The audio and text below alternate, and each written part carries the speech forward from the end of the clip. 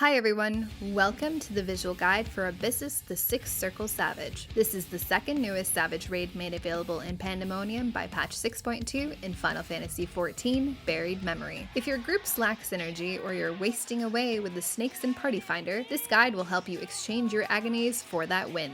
Gah. My name is Ms. Tech and I'll be your raid guide. Himithos' Dark 4 will deal high raid-wide damage. Mitigate, shield, and heal as necessary. Chelic synergy will target the primary target with a narrow frontal cone that will deal massive damage and apply a bleed debuff on anyone hit. This attack must be shared by both tanks with cooldowns or taken by a single tank with an immunity. The bleed debuff will apply no matter what, so tanks and healers be mindful of the persistent damage until the debuffs resolve. The boss will jump into the center and begin to cast Aetheric Polyominoid. 2 towers will appear on 2 platform tiles, each with this cross pattern, indicating that all platform tiles in the direction of the crosses will soon be blasted. No matter where these towers spawn, there will always be a safe area within the 4 center tiles. As soon as the towers appear, players can identify the safe side and move into that area for the next set of mechanics. The boss will then cast Unholy Darkness, targeting each healer with stack-up markers. To handle this, we split the group into 2 light parties, one standing in the northern safe tile, while the other group stands in the southern safe tile. Immediately after, the boss will cast Exocleaver, and 6 radial cleave telegraphs will form around her that will blast at the same time that the tower crosses resolve.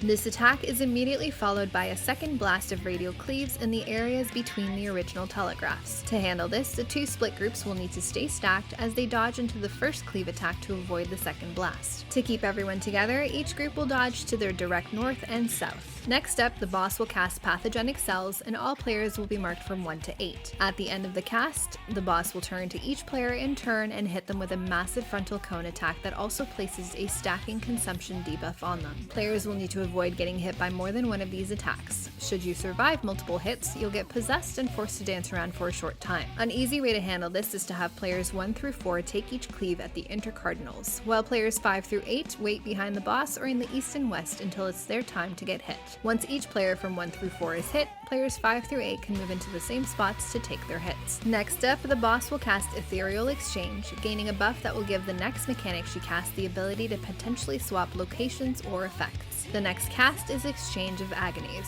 This will mark up all players with either an orange meteor or red donut marker. The orange meteor markers will drop a massive circle attack on the affected player, while the red donut marker will target the player with a huge donut attack. Since all of these attacks are massive, each marker will need to be moved appropriately to specific areas to avoid overlapping. Before we go into that, there are 2 things to note. Firstly, some players will also be tethered together with this swap indicator, meaning the marker above their head will be swapped with that of their partners before the attacks actually go off. Second, no matter how the markers first appear, each role group will have the exact same type of markers to handle after the swap and before the attacks actually go off. This allows us to easily assign set positions for each player based on which role group has what set of markers. To do this, we pair up 1 damage dealer to 1 tank or healer and assign each pair to a specific corner. As soon as the markers come up, the group will need to identify which marker set is affecting which role group. An easy way to do this is to look at the players that are marked without the swap tethers, as their markers will remain the same until they resolve. Once identified, the role group with the eventual meteor markers will all move deep into their assigned corners, while the role group with the eventual donut markers will meet in the center of the boss. While each role group is moving into position, the boss is also casting Chorus Ixou. Similar to normal mode, all players must identify which sides of the boss this attack is targeting by looking at the orbs around her as she's casting. If the orbs are positioned north and south, players will need to dodge to her sides. If the orbs are on her sides, players will need to dodge into the north or south. However, on Savage, this attack is immediately followed by a second attack on the opposite sides, and players will have to dodge into the original blast after it hits to avoid getting hit by the second blast. For players moving to their assigned corners during this time, they'll need to sidestep to the safe side of the diagonal for the first blast before moving into the other side to avoid the second blast. For players handling the donut markers in the center, they'll need to stack and dodge the first blast on the same side. To avoid confusion, we have the donuts sides meet on the south or east side of the boss, based on what safe side is available. Next up, the boss will cast Synergy, targeting the top 1 and 2 enmity threats for heavy-hitting tank busters and bleed debuffs. The primary target will also be afflicted by an extra magic vulnerability up debuff, forcing a tank swap. Have the second tank provoked during the cast, while both tanks pop cooldowns. Healers will need to keep an eye on the tanks until their bleed debuffs run out. There will be another Dark 4 raid-wide blast. Shield and heal as necessary. The boss will then cast Transmission, and all players will be tethered to either her wing or snake parasite. This will afflict all players with a Glosso or Chelomorph parasite that lasts 10 seconds. At the end of the debuff duration, the players will lose control over their character and throw out an attack based on the type of parasite. If afflicted by the snake parasite, players will shoot out a cone directly in front of them. If afflicted by the wing parasite, players will shoot out a cone directly behind them. As these debuffs are counting down, the boss will begin to cast another Chorus Ixou. All players will need to identify the first safe spot and move into that area, staying close to the intercardinal diagonals for easy dodging of the second part of the blast. Players will also need to position themselves appropriately at this time based on their parasite to ensure their cone attacks are pointed to the outside of the arena away from other players. To avoid overlapping, we have all players hang around their assigned corners so that there aren't too many players in one spot. As soon as the parasite attacks go off and players resume control over their character, they'll need to immediately dodge into the area of the first Chorus Ixou blast to avoid the second hit. Next up, the boss will cast another Aetherial Exchange followed by Polyominoid Sigma. This round of towers will also have diagonal cross markers along with the regular cross markers you saw originally. Players will have to pay close attention to each swap tether as the cross markers will swap positions. There will always only be one safe tile within the 4 center tiles, and once identified, all players must move into that tile and stack together in one of its corners. The boss will then cast Dark Dome, targeting all players with an invisible bomb underneath them at the end of the cast. As soon as the cast completes, all players will need to dodge to the opposite corner of the same tile, making sure to stay inside that same tile, as the Dark Dome bombs and the cross towers will all explode at the same time. This is followed by another Aetherial Exchange and exchange of Agonies cast. This time, 2 random players will be marked with orange meteor markers, while 2 other random players will be marked with these stack-up markers. A player with one type of marker will always be tethered to swap with a player with the other type. To easily handle this, we simply have any player that begins with the stack-up marker run to their assigned corner, while the remaining players split into 2 groups and stand on the north and south side of the boss. The boss will cast Exocleaver during this time as well, so make sure you dodge the first set of telegraphs before moving into those areas to dodge the second blast. The markers will swap and resolve at the same time that the first Exocleaver blasts go off, so the stack groups will need to make sure they're sticking together during the dodges. The boss will then cast either the Synergy or the Chelic Synergy Tank Buster. Stack cooldowns, use an immunity, or tank swap as necessary. Reminder that the bleed debuffs do persist for some time after and shouldn't be ignored. Another Dark 4 raid-wide blast, and the boss will cast Aetherial Exchange and Polyominoid Sigma again. This tower swap pattern will always have 2 diagonal tiles safe in the center. The boss will cast Unholy Darkness, once again targeting each healer with stack-up damage markers. Players will need to identify the 2 safe tiles and split into their light parties to stack on their assigned healers. Next up, the boss will cast Dark Ashes, and all players will be targeted with these circle AoE markers. Again, each player will pre-position towards their assigned corner. The boss will then cast another Chorus Ixou, and players will need to adjust into the safe spot.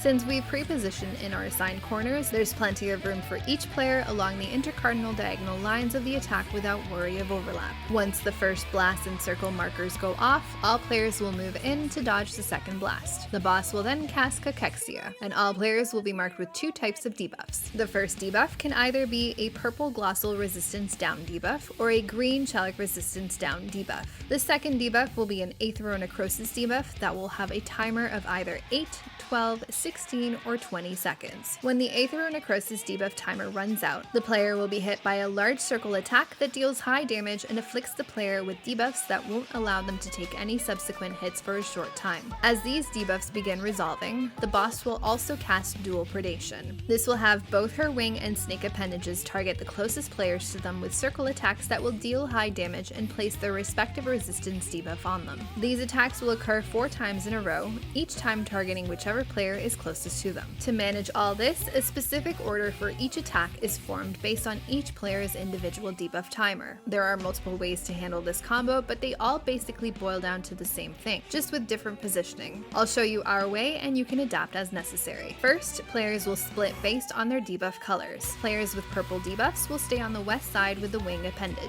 Players with green debuffs will stay on the east side with the snake appendage. As soon as the debuffs appear, players will need to look at their Aetherial Necrosis debuff timers. Players with the 20-second timer, aka the longest timer, will be the first to bait the dual Predation circles. They can do this by moving into the hitbox close to their respective appendage and waiting there until the cast goes off and they get hit by the first attack. Players with the 8, 12, and 16-second timers will basically wait for their turn to explode at max melee on the south side of the boss. As each timer begins to run out, players will take their blasts at max melee range on the east and west of the boss, away from everyone else to avoid overlap. Once they've been hit, they can move to the north side of the boss to wait for their new resistance down debuffs to fall off. As this is happening, the players in the middle will bait the first set of Predation hits. Once they get hit, the next player in line will take their place to bait the second set, while the first set of baiters run off to get hit by their necrotic blasts. This essentially forms a conga line of players handling each mechanic in turn based on their debuff timers. After your initial blast, move in to bait Predation once your debuffs have fallen off. As soon as you get hit, move away to allow the next person to bait until all 4 sets of attacks have gone off. At this point, the boss will cast Ptera Ixou and her wing and snake appendages will each throw out a half-room cleave. Since each hit of Predation has replaced their original resistant debuffs with the opposite color, players will simply need to move to the opposite side of the boss that they started and handled their mechanics on to avoid death.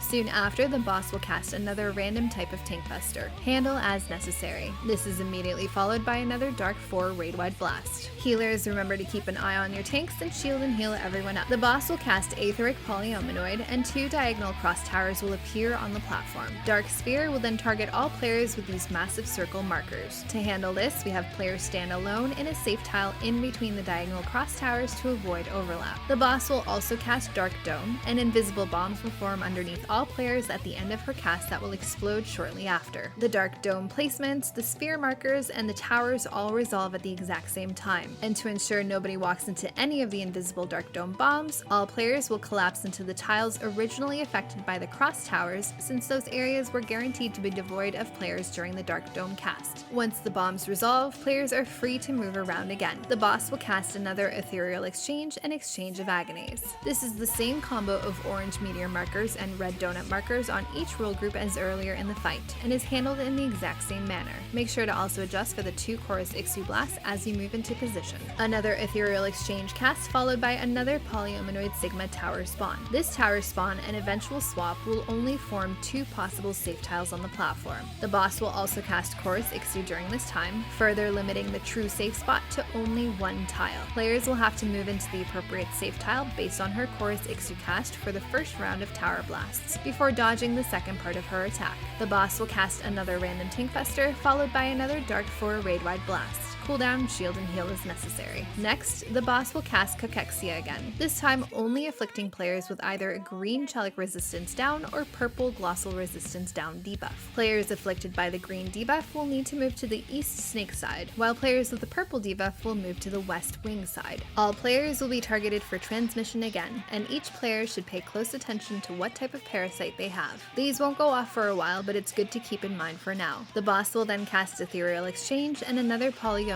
Sigma. This combo of tower swaps will have 4 safe tiles forming, 2 on each side of the platform. 2 players with each debuff color will be targeted by a circle marker or a stack-up marker. At the same time, the boss will cast Ptera Ixou. There is a ton of stuff resolving all at once, but essentially the players on each side will need to identify the 2 safe tiles. Once the markers appear, the circle marker will move to 1 safe tile, while the rest of the group moves into the other safe tile to stack up. As they do this, all players will need to pre-position their characters to ensure their parasite attacks are facing towards the outside of the arena. All of these attacks are going off at the exact same time, but as long as you're in the appropriate tile and facing the correct way, everything will be easily resolved. Next, the boss will cast Aetheric Polyominoid, followed by another Dark Dome cast. Players will need to immediately identify the single safe tile within the center and stack together to bait the Dark Dome bombs. Once the cast goes off, they'll dodge into the opposite corner of the same tile to avoid getting hit. This is followed by another Aetheric Polyominoid and chorus Ixous cast combo. Identify and move into the safe tiles while also dodging the first blast of chorus Ixous before moving to dodge the second blast. You'll see another random Tank Buster and another Dark 4 raid-wide blast before the final Aetherios' Dark 4 Enrage cast. If you have any questions or comments, please let me know. Up next, we're going to head into the 7th Circle Savage. As always, thanks for watching.